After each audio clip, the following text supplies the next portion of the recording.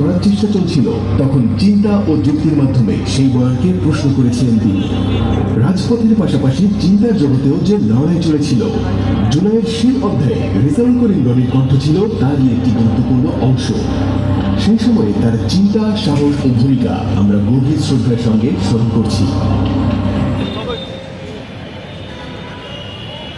আমরা আমন্ত্রণ জানাচ্ছি আমাদের সামনে মূল্যবান বক্তব্য দেওয়ার জন্য আমাদের আমন্ত্রিত অতিথি জনাব রেজাউল করিম রনি ভাইকে। ধন্যবাদ।